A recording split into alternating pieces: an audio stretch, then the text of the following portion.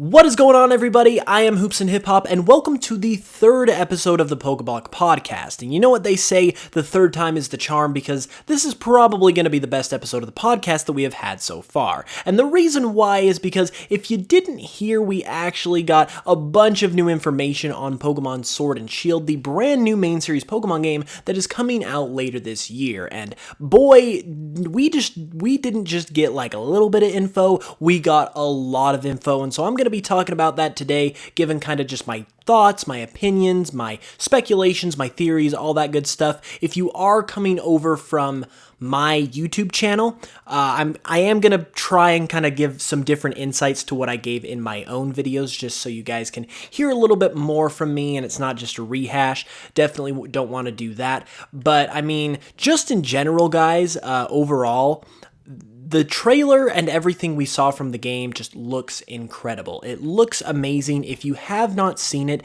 definitely check it out for yourself over on YouTube, depending on where you're listening, of course. But yeah, you definitely need to see it if you haven't yet, because it looks incredible. It really does look like kind of what everyone has wanted in a Pokemon game for so long. Like, there's always that old adage that people always wanted kind of like a home console Pokemon game. Everyone wanted the series to kind of move to the home console so we could play on the big TV, so we could obviously have better graphics. And now we're finally getting that chance. So the game is already a dream come true in that sense already, but it's even more so just because it looks like it's shaping up to be kind of the Pokemon game that we dreamed of, in the sense that it allows you to just like obviously get a Pokemon and just go out into this big open huge world and just explore it and catch Pokemon and go on a journey.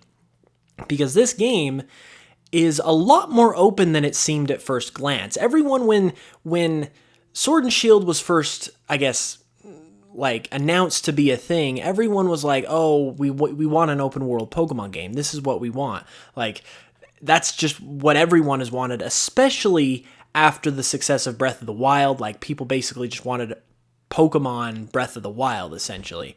And then we got like the first launch of the game, and it didn't quite seem like that was necessarily going to be the case, which wasn't a huge surprise, but the thing that kind of made people go the other way and think maybe this was even going to be a linear game was the linear kind of straightforward design of the Galar region in the games. It's based on the UK, so the landmass is pretty much just a kind of like a straight line, if you will. So that kind of had people thinking that maybe the game was just going to be pretty linear. But in this new trailer, in the Pokemon Sword and Shield Direct, they put all of those fears, all those worries, all those concerns to rest, because we saw two things in this trailer that showed just how expansive the world of the Galar region in this game is going to be. First off, the thing that really caught my attention was the scale that's in this game. Like, we got to see several shots of locations and the player running around, and it just showed an incredible sense of kind of almost like a true-to-life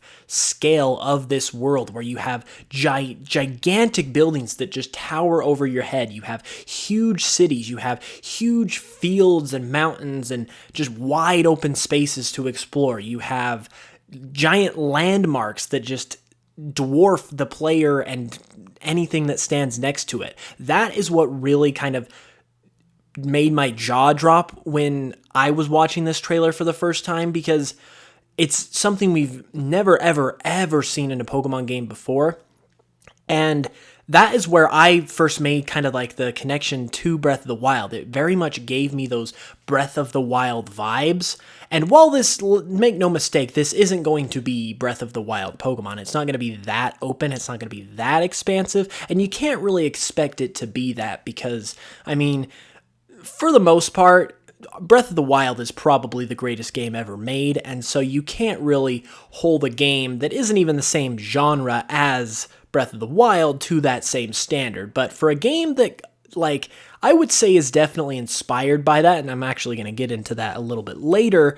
I would say it's doing a pretty good job, especially because, like I said, we've never seen anything close to this in Pokemon, so this is a huge step forward for Pokemon in that realm. And then the other thing that just captivated me and got me really hyped was when they introduced the wild area. And this is where kind of like the open worldness comes in, because essentially what this wild area is a big expansive space that runs all throughout the region and kind of weaves itself in and out of the cities of the region, that is essentially the open world area of the game. The whole game itself is not open world, but in this area it is open world. And it's basically just huge. It's open, it's expansive, it's explorable, just like you would see in an open world game. And you're even allowed to control the camera to basically explore and look at your surroundings in a full 3D view, which is not only incredible to have an open world section and a free 3D camera, but it's just amazing to have a free 3D camera in and of itself, because I know it's something that a lot of Pokemon fans have wanted for a long time. I even requested it in some of my previous videos as something I wanted before we even knew anything about the game. So to see it actually come to fruition is amazing.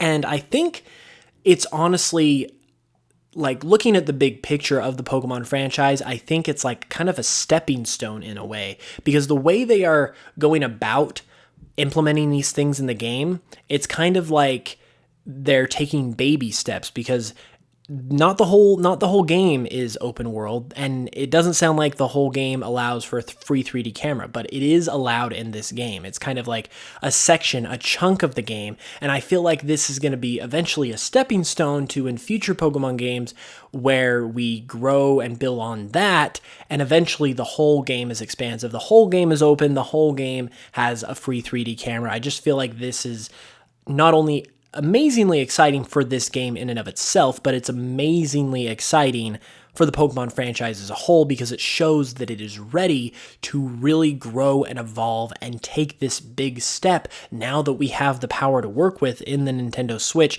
to the point where we're eventually, maybe 5-10 years down the road, playing 100% open world, just free, explorable, gigantic Pokemon game. And that is something, whether or not you like open world games, I think that's something as a Pokemon fan that is literally the dream of anyone, because anyone who is a Pokemon fan is captivated by the sense of going out on a Pokemon adventure. And going out on a Pokemon adventure can be no more like further just perfected, in my opinion, I guess, than being able to go in any direction you want, explore in any direction you want, and adventure in any direction you want. Like, in order to adventure at all, you've got to have a world to adventure in. And if you have a big free world where you can go anywhere you want, that allows for the ultimate adventure. And I think that's what Breath of the Wild showed. So it's definitely awesome to see that Pokemon Sword and Shield is taking notes and inspiration from Breath of the Wild, and this is actually not just like my opinion, this is a definite fact, and I can tell you that for one reason. It's something that I mentioned in my latest video over on YouTube, but in the Direct, sorry, my throat is a little bit scratchy, but in the Direct, we have a sequence where they're showing off the wild area. You can hear background music, which is likely the theme for the wild area, and there's a very soft sequence of notes in the theme that they're subtle. You really have to listen for them, but they're virtually the identical set of notes to what we hear in the main Breath of the Wild theme, to the point where you can essentially fade those two together and it creates a perfect loop. You can't hear a difference. So, and the fact that like this music appears in the wild area, very appropriately named, and it's obviously got the open world theme, just shows that the developers were paying attention to Breath of the Wild. They were paying attention to how popular it was, and they decided to use it as inspiration for what they wanted to do with Sword and Shield. And I think that's amazing. It really speaks to the impact that Breath of the Wild has as a game. Like, it's only been 2 years and games are already trying to imitate it and be inspired by it. It's truly phenomenal. And as a Zelda fan myself, being that Zelda and Pokemon are my two favorite franchises, it definitely is just a welcome sight as well. I absolutely love it. But moving on from just the expansiveness and openness of the game and how beautiful that looks, I've also got to say, I guess really quick, that the graphics of the game themselves look really good. There has been contention, discussion, whatever you want to call it, that the graphics of the game don't look good. They just look like upscaled 3DS titles is what people have been saying. They've basically been saying that it's not much different from Sun and Moon or whatever. But honestly, I feel like you're either, if you have that thought after these trailers, you're either insanely nitpicky or you're expecting way too much. And that is simply because these games look phenomenal. Like, they look very beautiful. They look very pretty. They might have the same kind of art style to the 3DS games, but definitely they're not on the same level in terms of graphical quality at all. They are way better. They look incredible. And I mean, I'm not really one for hot takes or stirring the pot, but if you don't think they look too good, I think you're just setting your standards way too high, and you need to kind of realize that these games look great, because I think in the most factual sense of the word, I really do think they look beautiful. Even if it's not what everyone wants in terms of an art style, I think they look great. So I had to get that in there. But moving on, next up I want to talk about the Pokemon. We got 7 new Pokemon revealed in the Direct, which I personally did not want that many to get revealed, so I was happy with the number. I was predicting that we would get 5, we got 7, so not too much more, and I'm personally really happy with that, because Sun and Moon, if you recall, released basically the whole game before we even got a chance to play it. And so a big concern with Sword and Shield was the amount of information we would get in terms of like pre-release promotional type stuff. No, like it's almost universally agreed by the community that we don't want too much stuff to look at, because we want to go in blind and discover stuff for ourselves. One of the reasons why I love playing Pokemon and why it's my favorite franchise, or one of my favorite franchises, is because I love the sense of discovering new Pokemon. Like the thrill that you get as a player when you play a brand new Pokemon game, like a brand new generation with brand new Pokemon, and you discover a brand new Pokemon that you did not know about until that very moment. I have never felt any other sense of, sorry for the background noise, by the way, if you can hear that, but I've never felt a sense of just amazement in a game quite like that before. It's a very distinctive, very special kind of feeling that you get when you discover a brand new Pokemon in a Pokemon game you've never seen before. And I want to feel that again. Like, I don't really feel like I've felt that in a long time, probably since like the age of the internet and everything being widely accessible, and even my venture, like my career as a PokeTuber, I guess, it's definitely kind of changed that for me. So that's something I want to be able to feel, the thrill of like finding new Pokemon that I've never seen. And I think this game is doing a good job so far of revealing information to get us hype, revealing it to advertise the game, but not revealing too much that it just takes away from the experience of playing the game once we get that chance. So I'm hopeful that they will keep on this train and just not overdo it. I would honestly be happy if we're probably going to get a little bit of new information from E3 that is coming up on Tuesday, as a matter of fact. So that's sneaking up right on us. But I would really be happy if like I said, we're probably going to get a little bit of info in the form of gameplay. They probably won't show a trailer or anything just because of all the information we just barely got, but it is going to be playable at E3. They're going to be demoing it most likely from the Nintendo Treehouse, which means we'll probably get some new information in the form of gameplay. But other than that, Going forward, I would honestly be happy if they gave us like one more big trailer after that, probably in like the late August, like to early September type of window. They gave us another like sizable trailer, like a 2-minute trailer, something like that. And then maybe one more after that right before the game releases, just to remind everyone, hey, this is coming out. But other than that, like that's honestly all I want. Like I want as few Pokemon revealed as you can possibly have.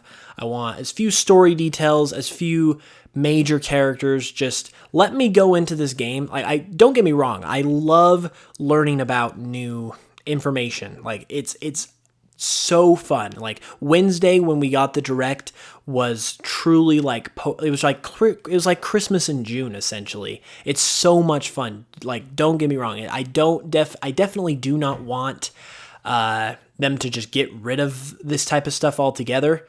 I just want a balance. I want a balance between getting to learn new info and having trailers and being able to get hyped and excited, but leaving enough on the table that I can enjoy the experience of the game just as much as I enjoyed the lead up to it. And I think that's what you want to do. It's fine to get people hyped, but you don't want to give all the hype of the game away before people have a chance to play it, because basically the reason why like people will get hyped for your announcements, but you're essentially in a way kind of using that hype. Like you're kind of like just using up the hype that you have for a game. It's kind of like you have a tank full of hype, and every trailer you let out, every bit of information you let out, you kind of use up a little bit of the hype that you have for the game.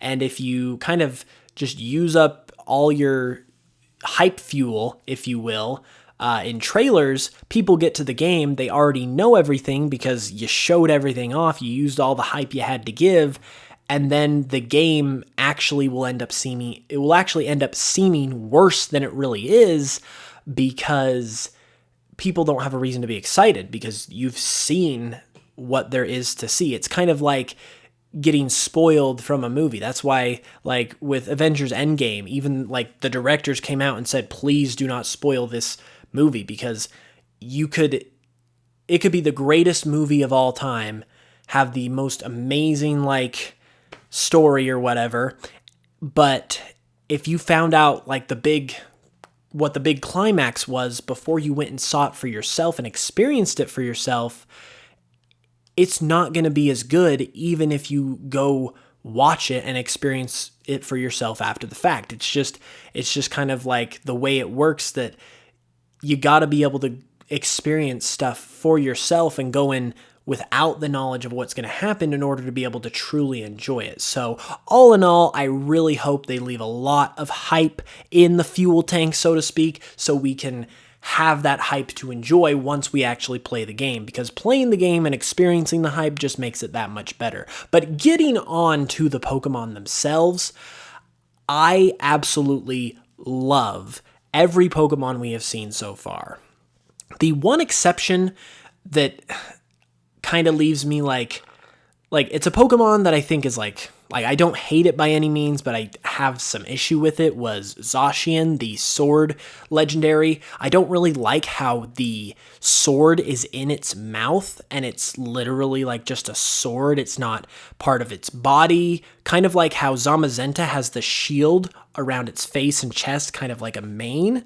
I would have preferred Zacian to have that same thing going on with the sword, where it kind of like laid on its back and maybe formed a horn that came off of its forehead or something like that, just to incorporate it into the body. Because when a Pokemon design has just an inanimate object that isn't attached to the Pokemon, it's not part of the Pokemon's body or anatomy or anything like that, to me that's just really weird. And like, because Zacian in particular has the sword in its mouth, it's like, is it just supposed to perpetually have this sword in its mouth and never let it go? Like, that just doesn't make sense to me. And then it also seems, the thing that makes it even weirder is that the sword itself, definitely you'll have to go look at this when you guys get the chance, but the sword itself looks like it's got veins running through it, which would imply that it's part of the Pokemon's body, but it's not, because it's just holding it in its mouth. So it just makes it all the more weird, a little bit all the more just unpleasant, if you will. But that's really the only gripe I have with any of the Pokemon, and that's not, once again, not to say that I hate Zacian by any means. I still think it is a good Pokemon. But other than that, all the other Pokemon I would say are 10 out of 10. I would say Game Freak overall has done a 10 out of 10 job. You've got the three kind of like the three first Pokemon that they revealed overall in Wooloo, who has taken the internet by storm. Like, everyone is just in love with that thing. Which is really, really funny considering it's probably just like your main starting mammal Pokemon you have in every Pokemon game. And then you've got Gossifleur, which I absolutely love. When I first saw Gossifleur, it instantly just drew me to it. I just was instantly kind of like in love with it and attracted to it. I think it was because of the colors. It's got a really nice kind of scarlet and gold color scheme, and I love how they've kind of blended the feminine physique in with like a plant and made it look really natural and nice. I love that a lot. And even its evolution, Eldegoss, which is essentially like a cotton plant Pokemon, but the cotton on its body is resembling kind of like a bun beehive type of hairstyle, and those two just blend together to the point where it just looks natural and nice. And that's what fascinates me so much about Pokemon designs, is when they can take two things that don't relate to each other in the real world at all in any way, shape, or form, and blend them together into a creature, a Pokemon that looks completely natural. I absolutely love that. I appreciate the crap out of those type of Pokemon designs. They mean so much to me. They fascinate the crap out of me. I love them. And then we also got like other Pokemon as well, starting with Dreadnought, who is like a snapping turtle Pokemon. He's another Pokemon that I think looks really cool. His whole thing is he's really tough to train, but he had really nice colors too. Him and Gossifleur, I really enjoyed the color scheme of. They all, honestly, like, with those two Pokemon and kind of like the graphical style of the game as well, the colors have like a really nice, almost like pastel, like bright pastel sort of look to them, which I don't know if that's just like me or if it was intentional in any sort of way, but I think it looks amazing. I think it looks beautiful. So Dreadnought is awesome. And then there is Corviknight, the Raven Pokemon, which not only looks really tough and like intimidating, if you go onto the Pokemon Sword and Shield website, it's over 7 feet tall, but also it's going to be an important Pokemon in the game itself, because essentially it's your ride Pokemon for flying around, because they're not going to be having HMs in the game. They're going to be having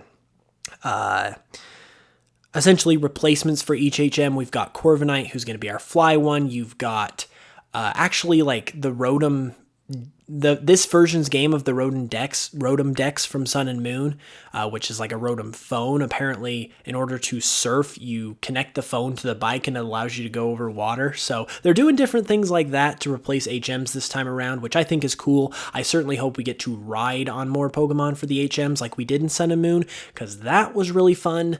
But we'll just have to wait and see, I guess. And then moving on from there, did I go over all the Pokemon? Let's see. We got Wooloo, Gossifleur, Dreadnought. We talked about those. And then we got Eldegoss and Corviknight. Yeah, we went over all the Pokemon. So, yeah, so now that we've talked about all the Pokemon individually, I wanted to kind of address just how perfectly they fit kind of like what I personally like in Pokemon designs. I know we've only seen 10 Galar Pokemon total, but they all look incredible to me. Like I said, I think they're 10 out of 10 in terms of quality by Game Freak so far. I'm so excited for what that means for the rest of the decks. But going in, like Galar being based on the UK and stuff, the whole like village aesthetic that like a region, an area like the UK has, just really appeals to me. So that is just honestly like it already was like looking good for my personal taste right off the bat. But now that we have the Pokemon and we have an idea of what the style of Pokemon are going to be like in this region, it honestly just looks like my dream Pokemon game in a lot of ways in terms of stylistic choices, because I've always loved kind of the whole, like I said, the English, Scottish especially, Irish, like that whole UK aesthetic I've always liked. And to see that translated into Pokemon design so far is looking amazing. So I'm just honestly excited, and I'm thinking about the possibility, if it keeps up, that Galar might end up being my favorite region overall. Right now, my favorite region is Johto, followed by Kalos, but Galar is just really looking like my style, my type of region, my type of Pokemon. It's looking like really good in terms of how much I'm going to enjoy it, and I am just beyond looking forward to how the rest of the decks plays out, how the rest of the region plays out. I'm just super excited. But moving on, because we are slowly but surely running out of time, I wanted to talk about the last major thing that was revealed in the Direct, and that would be the new Dynamax feature, which is essentially this region's or this generation's gimmick with legendary Pokemon. Or not legendary Pokemon, but just the new mechanic of the game that they introduce every generation.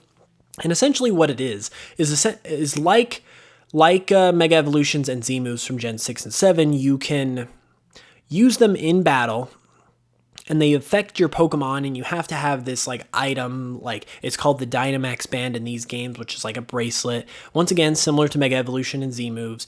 But what this feature does in particular is it makes your Pokemon giant. Like literally they become giant in size, and then their moves are converted into what are called max moves, which are essentially like Z moves, but every move gets transferred over to one of these max moves that are stronger, and then you have the Pokemon will stay in this Dynamax form for 3 turns before it goes back to normal, and you can only use it once per battle.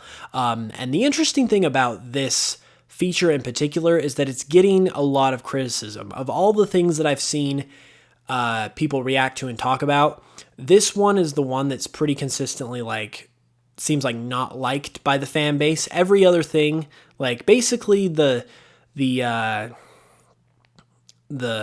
community opinion, if you will, by and large, has been that everything looks amazing except for Dynamax. That looks kind of weird, like not the greatest sort of thing. And I would share those sentiments too. Personally, I'm not going to say I hate the feature.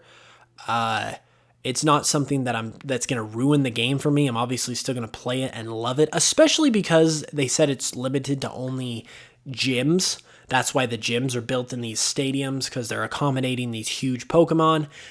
So if it's only relegated to gyms, obviously it's going to be somewhat limited. Really not going to affect the experience that much, especially because you don't even have to use it. Like, you could go into a battle and say, I'm not going to Dynamax any Pokemon. The gym leader is still going to do it anyway, and then boom, you've got a hard mode. So you can definitely make it work in your favor even if you don't like it. My main issue with it was the fact that we didn't really have, the Pokemon didn't change forms. They obviously just got bigger in size, and with features like this, especially ever since Mega Evolution, because everyone just wants Mega Evolution to come back. That's what we want, but Game Freak is stubborn. They seem to not want to do it. I mean, I guess it's still possible we could see some new Mega Evolutions in these games just because we haven't seen everything.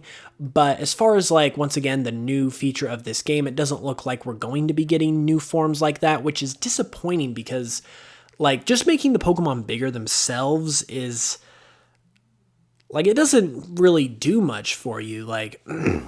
Yeah, obviously the Pokemon is stronger and whatnot, but it doesn't really provide for that level of fascination that something like Mega Evolution, where the Pokemon changes form, does. And that's what I think people really enjoy the most about features like that, is when a Pokemon gets a new form or it evolves or something like that, that just introduces you to something brand new. We don't really have anything brand new here because, once again, Pokemon just turns big, and essentially it's very similar to Z moves in that all the moves that your Pokemon know get powered up. So yeah, I mean, obviously the jury's still out. We'll have to wait and see, but I'm kind of like underwhelmed, I'll say. Once again, like I said, I don't hate it, but it's definitely going to leave something to be desired. Although the raid battles that are in the wild area that are essentially a carryover from Pokemon Go, where it's kind of like a 1-on-4 cooperative play type deal, I think that is cool. I just wish they did something different for like the main story with the gym battles.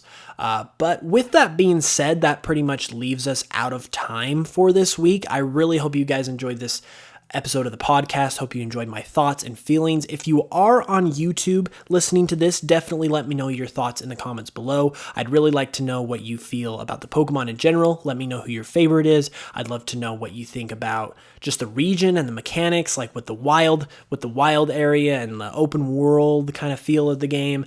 I would love to know all of your opinions as well. If you're listening on iTunes or Spotify, check me out on Twitter, Instagram, Facebook. You can let me know your thoughts there, and I would specifically recommend checking me out on Twitter because I'm running a giveaway for the Pokemon Sword and Shield games. Going to be giving away a copy of each of those when the games come out. All you have to do is follow me, and then there's a tweet that'll have instructions, so check that out. And then subscribe right here on UCast Studios, whether you're on Spotify, iTunes, YouTube, whatever, because we're doing this every Friday, every single week, and we'll definitely have plenty more topics, including Sword and Shield as well. So once again, thank you for making this far. Thank you for tuning in. I sincerely appreciate you. It really does mean a lot. And until the next episode, I hope you guys have a wonderful week, and I will catch you guys in the next one. Peace.